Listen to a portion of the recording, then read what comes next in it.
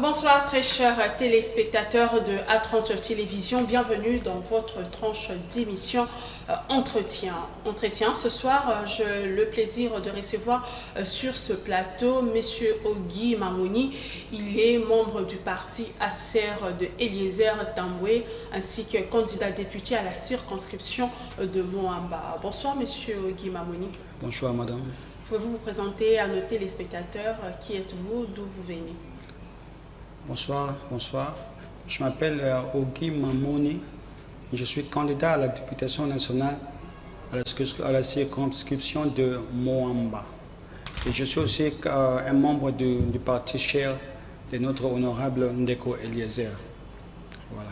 Merci. Monsieur Ogi Mamouni, comme vous venez de le dire, vous êtes candidat député national à la circonscription de Moamba. Oui. Pourquoi vous avez décidé de postuler? Pourquoi vous voulez devenir député national?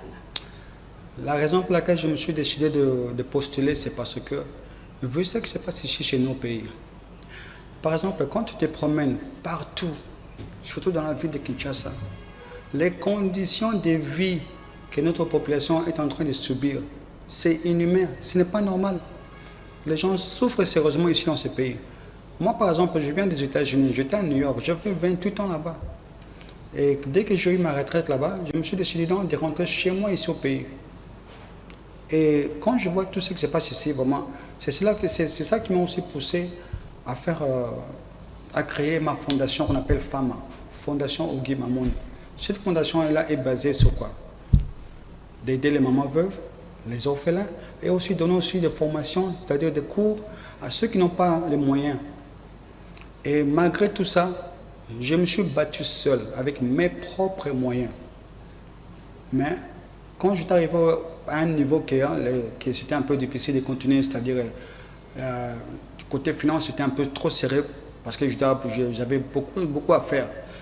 Il faut acheter le matériel, il faut payer les professeurs, il faut louer les centres. Tout ça, pour moi, ça pesait un peu trop sur moi-même. C'est là que je me suis décidé d'aller un peu demander à l'État, demander un peu l'aide pour qu'on puisse nous aider un peu avec du côté finance. On m'a fait marcher comme un fou là. C'était oui, tantôt plutôt, viens demain, rentre après-demain, tout ça, et on m'a vraiment fait marcher. Jusqu'à un niveau qu'on commençait à beaucoup parler sur moi, derrière mon dos, en disant que non, il y a qu'un seul yem t'a bon sambo quand abisso, yem t'a changé ma camboa. Et tout ça, quand j'entendais tout ça, vraiment, ça me faisait très mal. Parce qu'ici, aujourd'hui, ici chez nos pays, tu ne peux pas marcher d'un coin jusqu'à l'autre coin sans qu'une personne puisse t'arrêter et te demander un peu d'argent. Les gens vivent dans des conditions vraiment impossibles alors. Impossible. À chaque fois qu'il pleut, il y a l'inondation partout. Il y a des maisons qui se cassent. Les gens se sentent vraiment mal à l'aise. L'insécurité qui règne ici au pays, c'est terrible. Surtout quand tu pars à Kisenso. Et tout ça, ça me fait très mal. C'est pour ça que je me suis dit de faire ce que j'aurais à faire. Mais comment, en tant que député, vous allez changer cette donne? Parce que vous dites que vous avez fait 28 ans aux États-Unis d'Amérique. Oui. Lorsque vous travaillez là-bas, vous êtes allé en retraite et vous retournez ici au pays pour travailler en tant que député. Comment est-ce que vous allez faire? Quel est le modèle américain que vous allez utiliser ici une fois élu? Est-ce que c'est les députés qui changent la souffrance d'un peuple? Comment est-ce que vous allez procéder à cela? Il faut savoir une chose. Quand tu es député, tu dois connaître ton rôle, tes responsabilités, c'est quoi? En tant que député, il y a beaucoup de choses qu'on peut faire dans ce pays-ci. Même si ce n'est pas les députés qui partent travailler là-bas pour le peuple, pour la population là-bas dehors, mais c'est le député qui est responsable de créer des lois pour aider sa population. C'est ça son travail. Alors, vous avez comme quel type de loi? Alors, puisque vous êtes candidat, vous avez déjà une proposition de loi en poche. Une fois élu, Ogi Mamouni va présenter cela au Parlement. Pas encore, mais je suis en train de travailler surtout sur des lois de sécurité. Parce que c'est ça qui est vraiment vraiment prioritaire aussi ici dans ce pays. Parce que l'insécurité qui règne ici, c'est vraiment terrible alors. Comment est-ce que... Puisque vous étiez aux États-Unis d'Amérique, vous avez travaillé dans la sécurité. Par rapport au phénomène Kuluna, qu'est-ce que vous allez proposer? par rapport au phénomène Koulouna. Tu sais, l'affaire Koulouna, c'est une affaire d'argent. Moi, je dis souvent aux gens que pour arrêter ça, pour en terminer une fois pour tout, c'est très facile. Il suffit seulement non, parce que tu sais, tous ces gens-là qui sont derrière l'affaire Koulouna, ce sont des gens qui sont en train de faire, le business. L'affaire Koulouna est une affaire qui en principe, même en quelques jours seulement, on peut terminer ça. Les grands problèmes qu'on a ici chez nous, ici au pays, c'est quoi? Il y a des policiers, surtout des chefs, qui ont été envoyés, donc, qui ont été nommés, on les a mis quelque part, et ils ont trop duré là-bas. Il y a des policiers qui ont fait une affaire de 2 ans, 5 ans, 10 ans dans un même poste. Ça, c'est pas bien. Parce qu'à ce moment, dès que la personne est trop habituée avec les habitants là, de ce coin, la personne ne pourra plus faire son travail. Et ça, c'est pas normal. Et non seulement ça, on doit aussi équiper les policiers, ce qui est très important, arranger leur salaire et faire un grand effort d'enlever un peu la situation qu'on nous a mis, c'est-à-dire d'utiliser les conteneurs. L'homme blanc a fait les conteneurs, ce n'est pas pour que ça devienne une souciette. Les conteneurs, c'est pour transporter des marchandises à l'intérieur. Moi, je suis rentré dans un des conteneurs une fois, c'est rien que pour voir ce qui se passe là-bas, comment les choses se passent là-bas. La chaleur qui régnait là-bas, ce n'est pas possible. Donc vous avez une proposition de loi pour améliorer les conditions de vie des policiers et des militaires, mais aussi pour lutter contre l'insécurité dans le pays. Mais lorsque vous regardez le Parlement sortant, est-ce que vous avez un mot à dire? Est-ce que le Parlement sortant, en tant que d'abord citoyen congolais, est-ce que ce Parlement a bien travaillé? Tu sais, tu me donnes même envie de rire parce que quand tu parles à la population et que tu vois la misère qui règne ici chez nous, ici au pays, tu te dis que non, on a vraiment besoin d'un nouveau Parlement. Un Parlement qui aura aussi beaucoup de jeunes, des gens qui ont beaucoup d'énergie. Parce que quand tu vois ce qui se passe ici, chez nous, au Parlement, on voit des députés qui sont en train de dormir comme des bébés. C'est comme si ici, chez nous, ici, on est bien, les gens sont bien, la population est à l'aise. Et pourtant, ce n'est pas le cas. Mais monsieur Ogibamoni, dites-nous quel est le rôle alors d'un député, puisque vous êtes candidat. La population qui vous regarde à la télévision a besoin de savoir qui est un député national, quel est son rôle. Aujourd'hui, parce qu'actuellement vous êtes en pleine campagne, vous avez besoin d'être élu pour apporter votre proposition de loi, notamment sur la sécurité. Dites-nous quel est le rôle de ce député. Le grand rôle d'un député, c'est quoi? Un député doit être sur le terrain.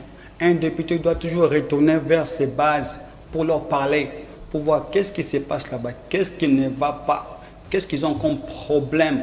Et c'est ça qui va lui permettre de savoir exactement qu'est-ce qu'il faut faire, qu'est-ce que je dois faire comme loi, qu'est-ce que je dois proposer comme loi pour aider ma population.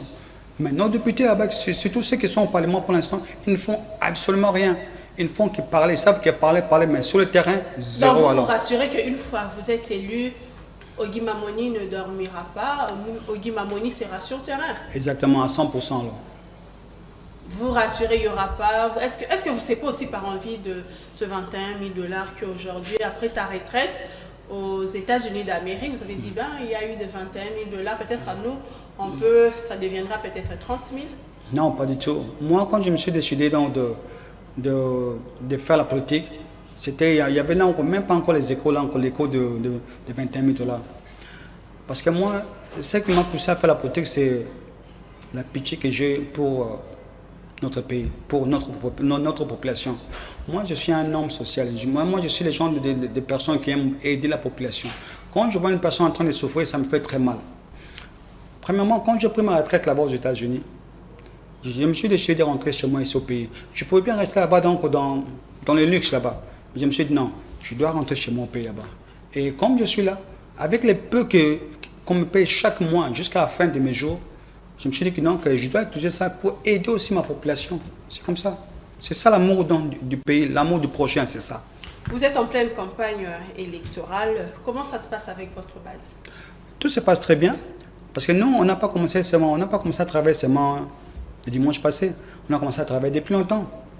Je peux dire, pendant presque 6 mois, j'étais toujours en train de faire des va-et-vient presque chaque jour. Je ne peux pas dire chaque jour parce que ça serait un peu exagéré, mais presque chaque jour, j'étais toujours sur le terrain en train de parler à ma population, en train de voir ce qui se passe et qu'est-ce que je peux faire pour les aider. Mais quel est le message que vous les apportez alors pendant cette campagne électorale? Que cette fois-ci, on doit changer un peu notre façon de voter. On doit se débarrasser de tous ces gens qui sont là-bas au Parlement pour donner un peu une chance pour qu'on puisse avoir un vrai changement ici chez nos pays. Sans ça...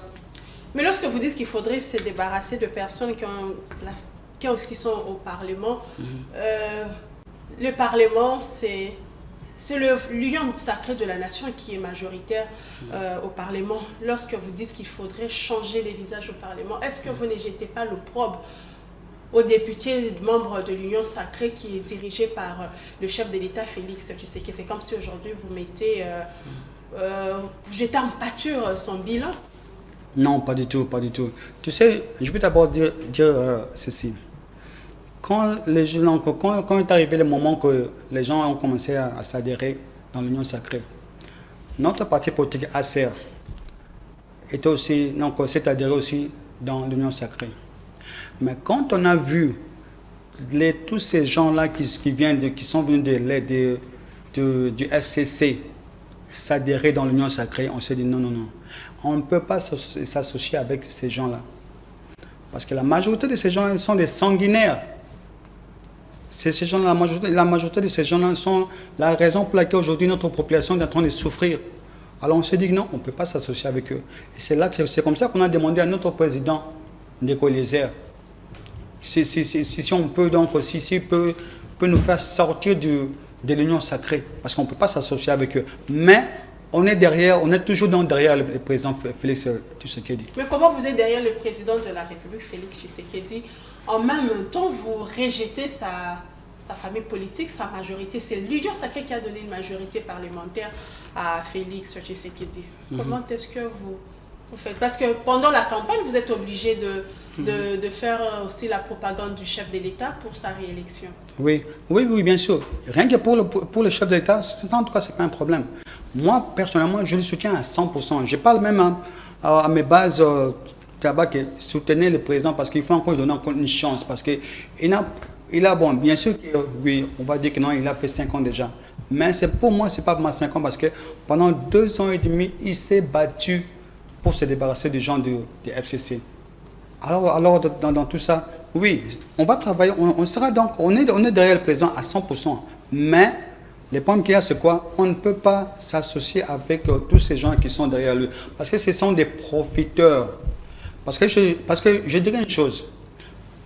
Après le deuxième mandat du président Félix, quand il va commencer son deuxième mandat, je dirais après 1 année ou bien 2 ans, on verra combien de gens qui vont comme ça quitter l'Union sacrée parce qu'ils savent que ça c'est le dernier mandat du président Félix Tshisekedi. Et ces gens-là, c'est ce qu'on verra que ces gens-là sont vraiment des vrais profiteurs alors. Monsieur Guy Mamoni, est-ce que Félix Tshisekedi a un bilan positif qu'il présente? Pour moi, je dirais oui. Dans quel sens? Il y a beaucoup de choses qu'il a fait dans ce pays-ci qu'on ne voit pas. Par exemple, je dirais par exemple du côté Est là-bas, oui. Là-bas, la guerre n'est pas encore finie, oui. Mais il y a quand même un grand progrès. Si on voit aujourd'hui l'équipement que notre armée possède maintenant, en tout cas, on peut vraiment voir une différence par rapport à avant et après. Et non seulement, tu sais, ici, par exemple, à Kinshasa, ici, on va dire oui, on a des problèmes des rues, tout ça, on a des problèmes du courant, de l'eau, tout ça. Oui, le président Tshisekedi dit non, mais il y a des responsables pour ça. Le président ne peut pas être partout. Mais entre-temps, il est en train de faire de grands efforts pour arranger, pour harmoniser un peu les choses ici au pays. Mais tout ça, ça demande un peu de temps. Alors on doit soyons un peu patients. Et moi, j'ai la foi qu'il fera vraiment beaucoup encore. Selon vous, quel doit être le profil des élus qui doivent constituer le nouveau Parlement? Premièrement, pour moi, je dirais qu'un vrai député doit être vraiment, pas nécessairement jeune, très jeune, mais une personne qui a vraiment euh, comment je dirais ça, une personne qui est non seulement courageuse, mais qui a vraiment l'amour du pays. Voilà. Une personne qui aime beaucoup son pays. Est-ce que vous pensez que pour que le Congo change, c'est juste une question d'amour? Pas seulement d'amour, mais une question aussi d'expérience aussi. D'amour, oui, et l'expérience. Et arrêter avec l'hypocrisie aussi. Et alors, vous avez déjà parlé, vous avez reproché le Parlement sortant, vous avez juste qualifié les mauvaises personnes qui ont constitué le Parlement sortant. Et quelles sont les bonnes choses qu'ils ont pu organiser aujourd'hui? Aujourd'hui, vous allez emboîter les pas. Il y a eu, d'abord, on avait commencé avec un Parlement dirigé par Janine Mabunda. Après, elle a été destituée. Et c'est Christophe Mbosso qui a conduit ce Parlement jusqu'au niveau entrant. Qu'est-ce que vous reprochez aujourd'hui à ce Parlement? Ce que moi je pourrais dire, c'est quoi? L'affaire du business qui se passe là-bas dans ce Parlement-là, ça doit s'arrêter. Vous, en tant que député, vous êtes au Parlement pour travailler pour la population. Alors arrêtez avec votre affaire de coopération. Ça, en tout cas, ça n'arrangera pas le pays. Le peuple ne vous a pas envoyé au Parlement pour aller dormir là-bas, pour aller faire des coopérations là-bas. Non. Vous devez travailler dur pour la population. La population souffre. Mes frères et sœurs, la population souffre. Vous ne pouvez pas aller là-bas au Parlement, aller dormir, aller parler, avoir donc des longs discours là-bas, sans rien faire pour votre population. Ça, c'est très mauvais. Voilà moi ce que moi je reproche. Parce que jusqu'à présent, on voit absolument, vous ne faites absolument rien. Mais votre président national, Eliezer aussi, il est candidat, il constitue ses parlements. Mais de son côté, qu'est-ce qu'il a pu faire comme initiative aujourd'hui pour prouver qu'il se démarque des autres? Eliezer en tant que député national, qu'est-ce qu'il a pu faire? Tu peux demander à n'importe qui. On te dira non que Eliezer là-bas, moi-même personnellement, je suis souvent, quand il parle là-bas, quand il parle au Parlement, il a même beaucoup de vidéos qui montrent la preuve qu'il est toujours en train de parler, il est toujours en train de se battre pour sa population. Je dirais une chose, il y a une loi qu'il a pu faire sortir dernièrement ici. Une loi vraiment très populaire. La loi de femmes sages. C'est grâce à Ndeko Eliezer que cette loi-là a pu avoir une victoire. C'est grâce à lui. Ndeko Eliezer, il est parmi les rares députés qui parlent souvent là-bas au Parlement. Il y a des députés qui sont là-bas, même pas une seule fois en 5 ans, ils n'ont même pas encore parlé. Et ça, c'est très grave. Monsieur Ogi Mamoni, Oui.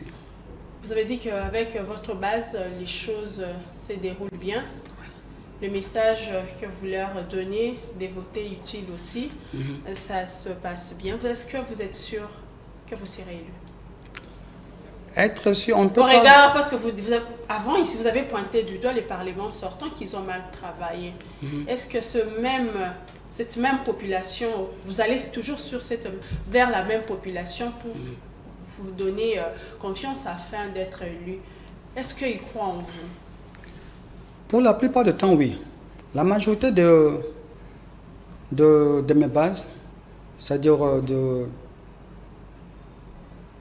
des gens avec de mes frères et sœurs qui sont là-bas à Mwamba, quand je leur parle, je leur demande toujours une chose. Écoutez, oui, vous pouvez bien dire que non, oui, c'est toujours pareil avec les candidats. Quand ils viennent ici, ils sont toujours en train de promettre ceci, cela, en train de beaucoup parler, mais après avoir été... dès qu'on les envoie au Parlement, ils ne viennent plus ici, ils ne reviennent plus. Ils vont disparaître totalement. Alors moi, je leur dis souvent, écoutez, ce que ces gens ont fait là, ne veut pas dire que moi aussi je le ferai. Chacun a sa façon de faire les choses. Si ces gens n'ont pas été honnêtes, ça c'est eux. Faites-moi confiance. Si vous faites confiance à Ndeko Eliezer, alors s'il vous plaît, faites-moi aussi confiance. Je ne vais pas vous décevoir. C'est ce que moi je dis toujours à ma population. Parce que Ndeko Eliezer, moi je dis toujours aux gens, travailler avec Ndeko Eliezer, ce n'est pas facile. Parce que Ndeko Eliezer, c'est un homme de droiture. Lui, il n'aime pas les aventuriers. Alors s'il m'a donné cette confiance de venir, d'aller postuler à Mwamba, en tant que député national, c'est parce qu'il a confiance en moi. Parce qu'il me connaît très bien. Vous avez déjà fait combien de tournées dans ce district-là?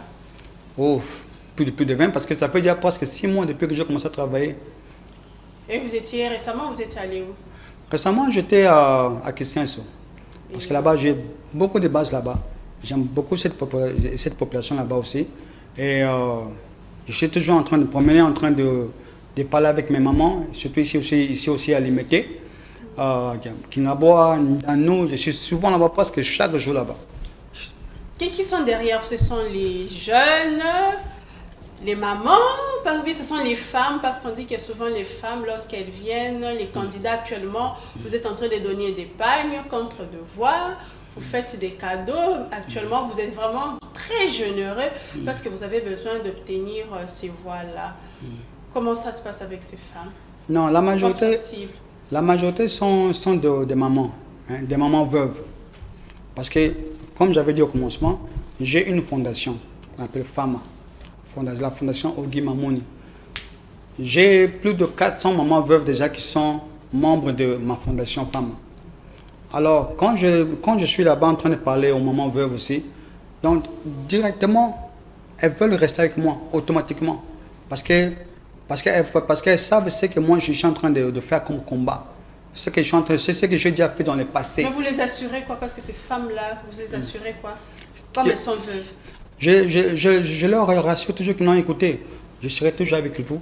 Je serai toujours en train de me battre pour vous, pour trouver voies et moyens de vous aider. Parce que quand vous êtes là en tant que maman veuve, vous avez aussi besoin d'aide du gouvernement.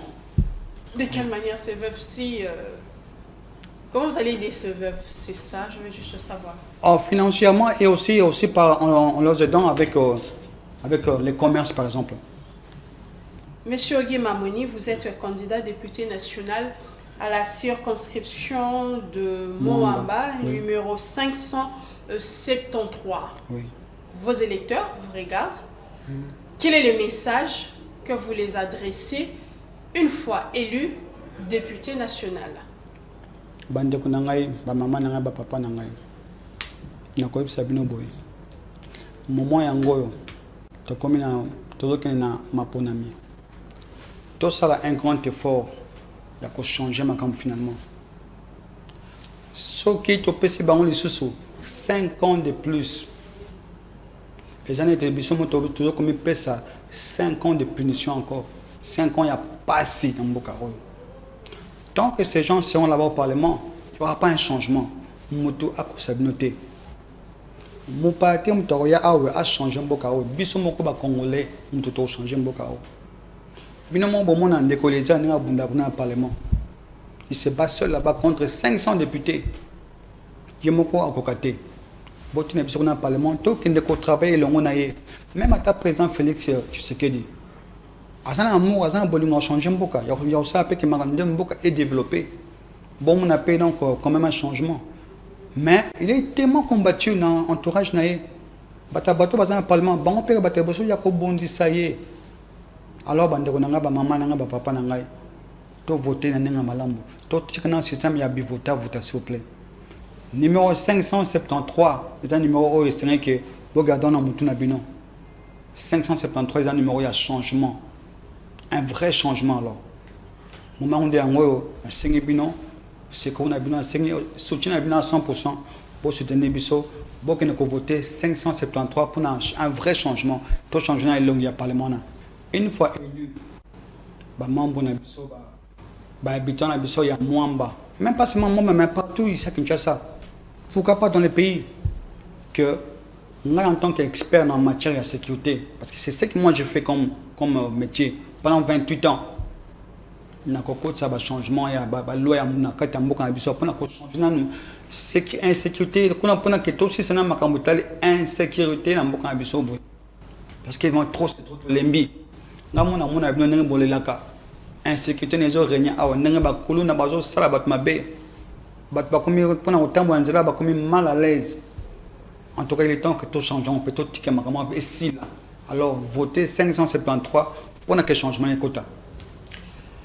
Très chers téléspectateurs, nous arrivons à la fin de cette émission. Nous avons reçu Monsieur Ogi Mamoni. Il est candidat député national à la circonscription de Moamba, membre du parti politique ACR, dirigé par le député national Eliezer Tamboué. Quant à moi, je vous dis au revoir. Je vous retrouve au prochain numéro. Restez branchés sur A30 Télévision. Au revoir.